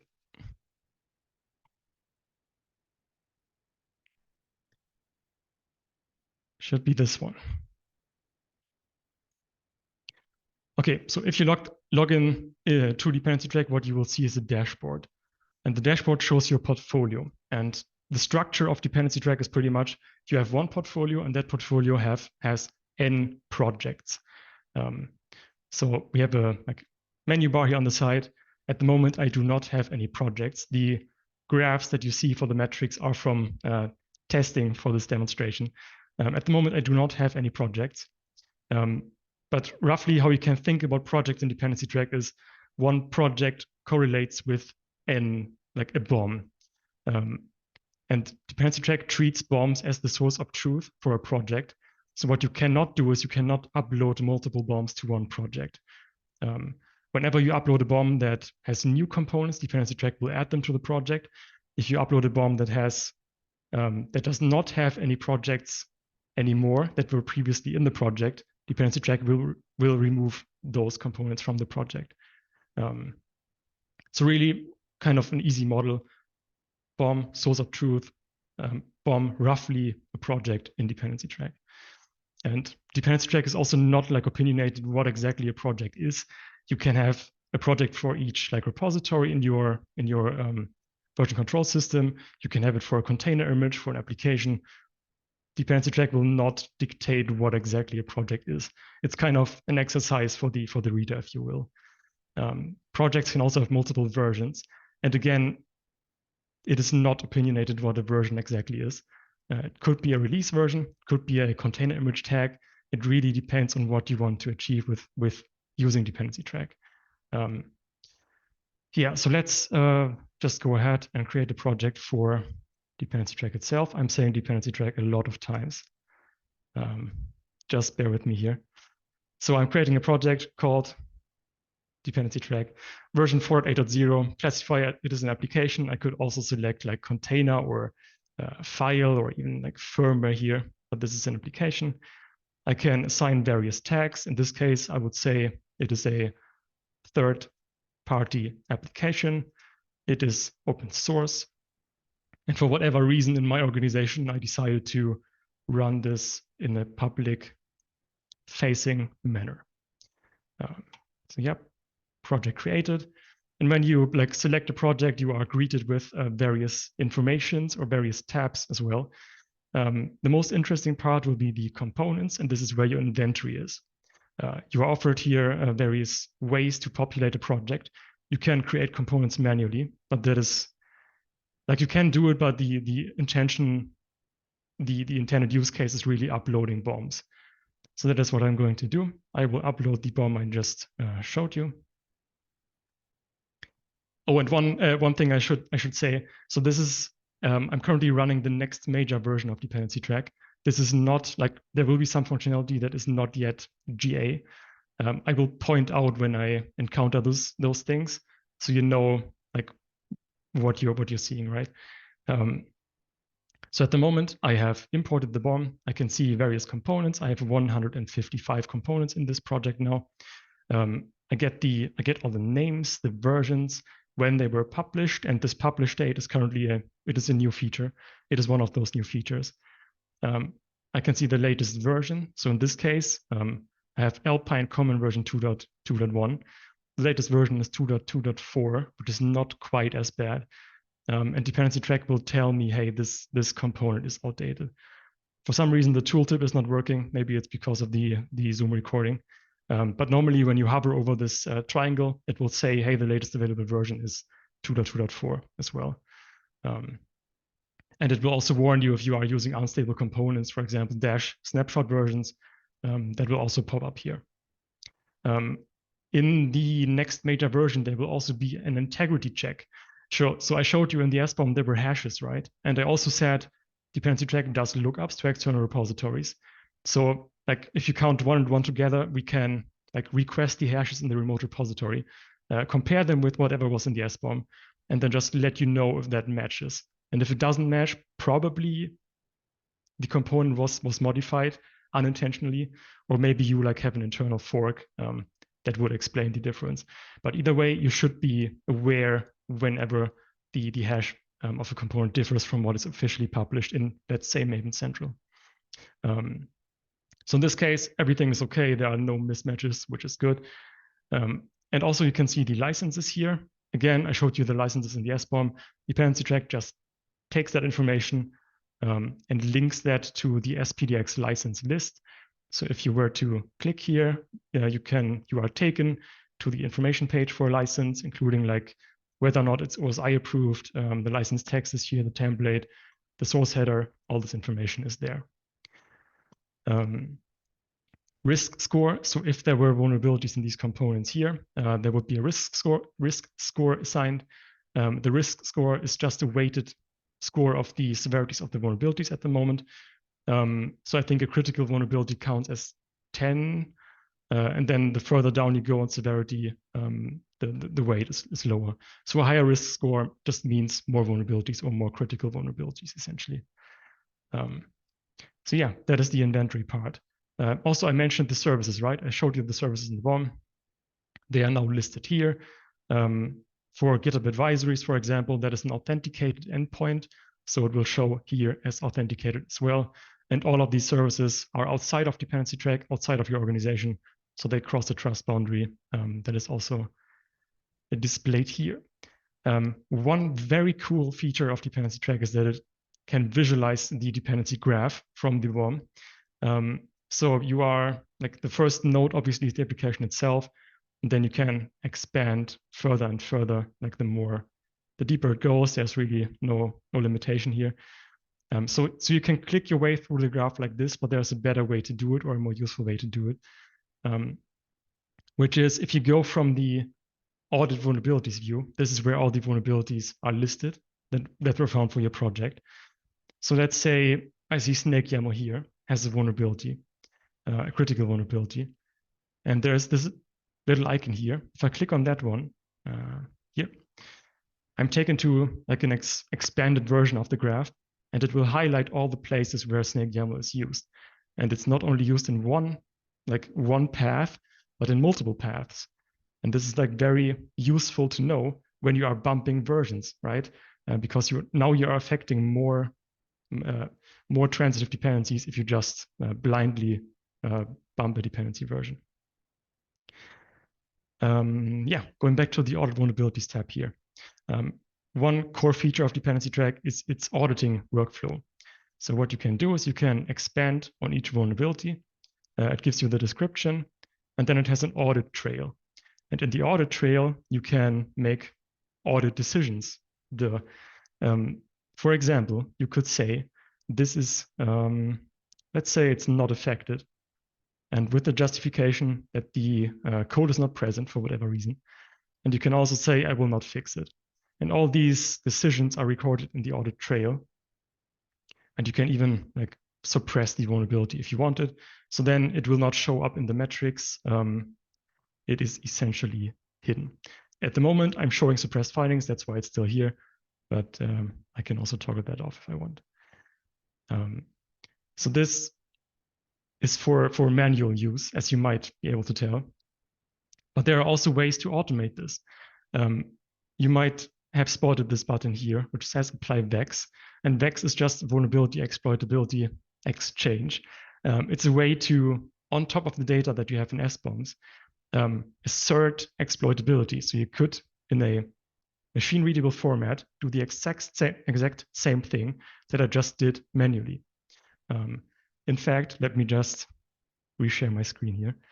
Back to VS Code. Because of course I have prepared a VEX file, which is here.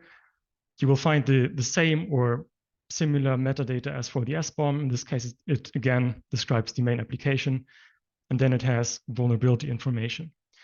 In this case, I'm referring to a CVE 2018-14335 from the NVD, and I'm asserting an analysis that says this is not affected because code not reachable. I will not fix, and I can also like add details if I wanted to. In this case, it says the vulnerable backup functionality is not used. I think this is a vulnerability in H2. So yeah, and then the effects just references the application. That is a very, very, very basic VEX file. So I will upload that to Dependency-Track, resharing my screen here. I think it is this one here, this vulnerability. So if I now do apply VEX, select the VEX file, upload, you will now have noticed like there was a change here for this specific vulnerability, and it has suppressed the finding because this is implicit, right? If you say it's not affected, then Dependency-Track assumes you are going to suppress it. VEX itself doesn't have an explicit suppress functionality. So this is implicit again. But yeah, audit trail is like maintained. Yeah, you can do the same in this automatable manner. And this is fine and all, but if you think about it, now you have like thousands of projects, right? Or tens of thousands of projects. Are you going to like create VEX files for each one of them? Or are you going to do these manual efforts for each one of them? Probably not, right? So what most tools will offer you is some kind of suppression list where you can match like a vulnerability ID or a component ID. And then you can say, hey, I'm not interested in this vulnerability, just like get it out of my way, suppress it. And that works like for SCA tools that are in your pipeline that just need to work very quickly, that you just want to suppress things very quickly. But like having this audit trail functionality or this auditing functionality in Dependency-Track, it would be kind of a waste to just suppress things, right? Or to just do it based on some kind of regex or just kind of vulnerability identifier. We have all this data. We have the dependency graph. We have project metadata like tags. Wouldn't it be nice if we could somehow leverage that to do like automated audit decisions like the ones I just did? So this is now a new feature that is not available in the current GA version of Dependency-Track, but it is coming soon. And this is a vulnerability policy feature. That's how we called it. At the moment, I don't have any policies here, but I will, give me a second. So the intention here is not only to make this more automatable, but to also like make it more friendly to maintain outside of Dependency-Track. So the intention is to make this essentially policy as code, similar to how you would have it with OPA, for example, with the difference that we are going to evaluate the policies ourselves. That's for efficiency reasons mainly, but yeah. So here. So I've just synced a policy bundle, and that policy bundle contains a policy called snake YAML swagger. And this policy has a condition. And that condition is an expression. And that expression says, if the vulnerability has the ID, CVE, so-and-so, my project has a tag third party, which Dependency-Track has. The component name is snake YAML, and the component is an exclusive dependency of another component that matches this certain criteria. In this case, the name has to start with swagger dash, and the version has to fall between 1.6 and 2. So this is like pretty much a good example of all the data that we can give you. There's much more to use. But the intention is really to utilize all the data that we have, that we get from SBOMs, and make it available to you to make like widespread policy decisions if you want to. And to the bottom right side here, you can see that we also set the analysis state to not affected, the justification to code not reachable, and the details because I say so. And the finding will be suppressed. So all the findings that match the criteria, this analysis will be applied. You might also notice to the left side here, ratings. One thing that we will allow you to do is we will allow you to increase the risk or to decrease or downgrade the risk. So you can supply your own CVSS score, for example, version 2, version 3, or your OWASP risk rating score. And this is on a per project basis, or like whichever finding matches, right? It's not global. You are supposed to make these decisions based on the environmental factors of your project. But yeah, this is also coming. So now I have this policy in place, and it will be automatically enforced whenever the project is analyzed again. So I'm going to do that here. I think, yeah, okay. I already analyzed the snake YAML component. That's a little bit unfortunate, so you cannot see the transition. But still, the audit trail will say, so this is something that I did manually, but then it says this policy matched, and it matched on these conditions. And it also made like state transitions. And also when you remove the policy again, all these things are reversed. The audit trail is still being populated. So it is all pretty transparent. The same is also true, like all of these things will be reversed if the policy no longer matches. And we will allow you to like set date boundaries. So you can say this policy is only valid from a certain date and valid to a certain date. Yeah, we think this is quite powerful because VEX is cool. VEX will work in some cases, but VEX doesn't have these conditions, and VEX doesn't have this context that we can offer you. But it's not a replacement for VEX. It's just in addition to it.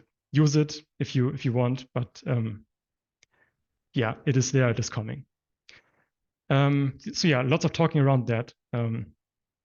Now what I want to do is go the other way around. So we are currently in a project.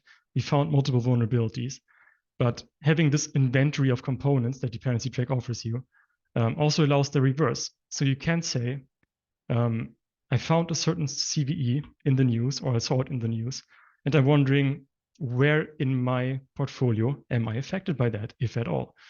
So you can search all the vulnerabilities that Dependency-Track knows about. In this case, like this specific one, you can get like all the details here, description. If it has ratings, you will get the ratings here. And then you can find all the affected projects by that. So you can like approach the problem from multiple places.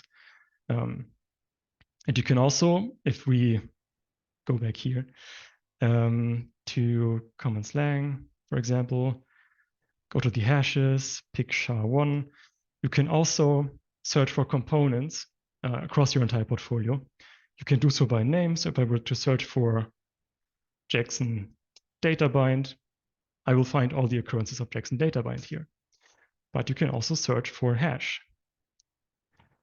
So if for some reason there is a compromised component and someone smart enough to detect that has published IOCs, so indicators of compromise, with hashes, you are able to search in Dependency-Track where exactly that component is being used, if at all.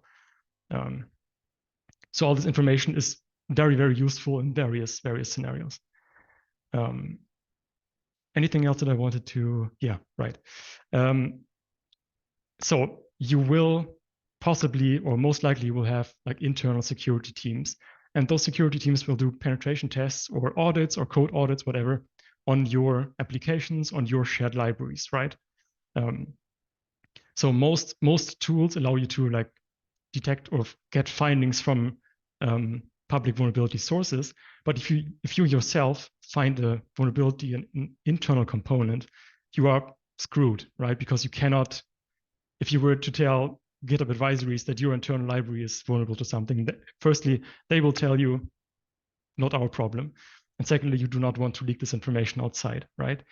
So what Dependency-Track can offer you, we allow you to create your own vulnerabilities. With all the fancy things around it, you can set a title. You can determine the severity, which you can also derive from CVSS scores that you can click together via a nice interface here. But you can also set it directly, provide a nice description. And then for the affected components, you can match components based on package URL or CPE if you wanted. In this case, I have prepared something to make this a little bit quicker. I'm going to match on a core component that we use, which is Alpine Server. And I'm going to match versions between 2.2 and 2.5. So let's create that, create the vulnerability. Now I have my own internal vulnerability that I can communicate to my teams that are using like this internal component. If I now were to reanalyze the project, I should get, the internal vulnerability. And now the entire workflow thing starts again, right? I can make audit decisions. I can like dispute if I want. But yeah, a very, very useful thing to have. We also integrate with EPSS, the exploit prediction scoring system that can sometimes help to prioritize findings. It basically tells you how likely is the vulnerability to be exploited in the wild. A higher score means like higher likelihood in the very basic terms. So if you have CVEs that you are vulnerable to, we can like demonstrate or visualize on a graph these metrics, and you can use that for prioritization. Yes, and another use case, policies. I mentioned that earlier in the actual presentation, right? You can enforce or you can raise policy violations for various factors. For example, licenses. Let's say forbidden licenses. The way licenses work is you have a violation state, which you can toggle between inform, warn, or fail. So let's say we want to warn. You have an operator. The operator is either any or all, which just essentially means and or logically. In this case, I want to say when all of the conditions match, then raise a policy violation. And then I think you cannot see the drop-down menu here, but you have like various subjects that you can select from, among them like licenses, coordinates, where you can have, like you can blacklist components essentially, versions, you can blacklist hashes, vulnerability IDs, but licenses are a very common use case here. So you can say, please create a policy violation when, let's pick a bad or an interesting license, which should be the AGPL, for example. the GNU Affero general public license, which many software as a service provider are kind of allergic to. So if one of the components you're using is using this license, you can get a policy violation. But Dependency-Track doesn't use any of those components. So let's switch over to something more realistic. The Apache license 2.0. Probably no one would create a policy violation for that, but for demonstration purposes, let's take it. So if I were to analyze the project again, and again, like this analysis also happens at least daily, I should now get various policy violations that matched because all of these components are using the Apache 2.0 license. And here you get a similar workflow as for the vulnerability findings, with an audit trail, with comments, with the possibility to suppress, and with the possibility to like say approved or rejected. What exactly approved or rejected means kind of depends on like how we want to use the policies. There's no like opinion, there's no immediate action being triggered by any of those things. So it's kind of interpretation on your part, what you want it to mean. Yep, I think I covered most of the things I want to cover. Yeah, just one minor thing on the policies again. And this is again a new feature that will come in the next major version. So we noticed that this way of building policies is cool, but it can get very tricky once you have like very complex conditions, right? And I already showed you the vulnerability policies. So what we will allow you to do in the next major version is you can specify expressions, and these expressions get access to the same data that the vulnerability policies get access to, which includes the dependency graph, includes hashes, licenses, identifiers, project tags, project properties, all of these things. So this is getting very, very powerful. We are very much looking forward to making this available to more users. But yeah, for now, let's keep it here. Anything else? Yeah. So for organizational use, it's quite important, like to iterate with identity providers. And you do not want to have every application to manage their own user database, essentially. So what you can do with Dependency-Track is you can hook it up to your OpenID Connect dependency identity provider, be it like Google ID or Azure or Keycloak, what have you. As long as they support OpenID Connect, they will be supported by Dependency-Track. We also support LDAP. So if LDAP is your thing, that also works. I mentioned notifications earlier, and notifications you can trigger on various occasions. It's called demo and use a outbound webhook here. We give you various groups, notification groups, and these just describe when the notification is triggered. They are for new vulnerabilities, new vulnerable dependency that previously did not exist in your project, bomb upload, bomb processed, bomb consumed, bomb processing failed, like all of these things you can get notified upon, either via webhook, Slack, MS Teams, whatever. Anything else?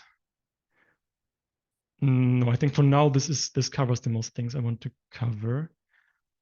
So I think I'm already stretching the time, right? Let me just go back to the presentation real quick. I'm almost done.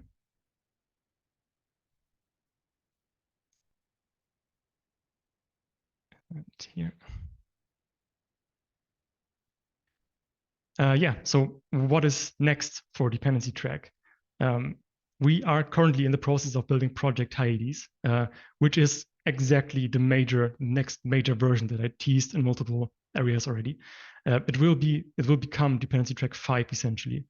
And Hades is mostly concerned with making Dependency-Track more scalable, like allowing it to handle more projects, handle more components, larger portfolios, in the like tens of thousands, hundreds of thousands range. So it is a viable option for big enterprises as well. So Hades is the next major version of Dependency-Track. It's coming soon. We are working on making it generally available. We gave an overview of the project, of the architecture, of our like decision making behind it, in our first community meeting. The recording is here. I highly recommend you to watch that if you are interested. But of course, I'm also happy to answer any questions you may have. You can reach out to me or to the entire team via the usual channels. Yeah. And then I guess now it's your turn. I linked a few things here, like the website, the GitHub organization, the Slack workspace. We have a very active and very fun Slack workspace in the OWASP Slack. Happy to see you there. And also, it might be a good idea to subscribe to the YouTube channel, because that is where we will upload all the community meetings. We record all of them, and they will all be uploaded in a playlist in that channel. Yeah, I guess that's all for now. Happy to take any questions if you have any.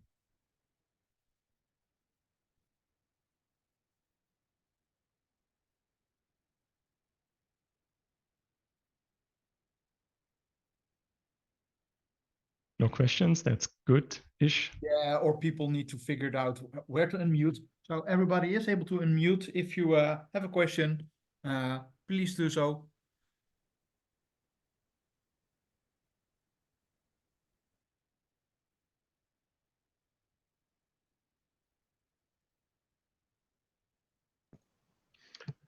Hello, hello. Hello, hello. Okay, perfect. Yeah, I was actually used Dependency-Track as it is something we're interested in maybe using for a company as well. So I had the first experience with it actually yesterday. So this meeting or this conference was very well timed.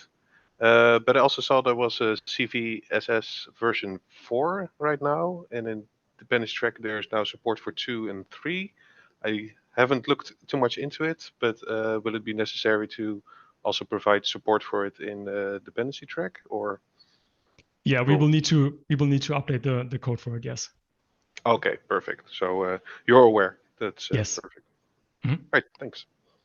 Yep.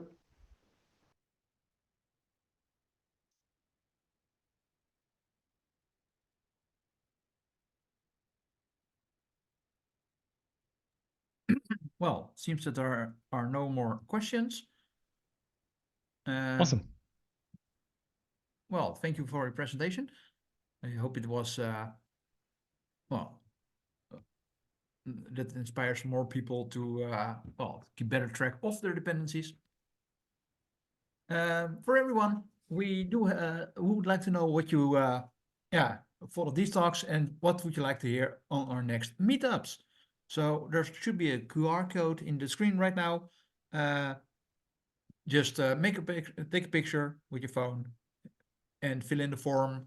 Perhaps we can use the next meetups to accommodate your needs with regard to security.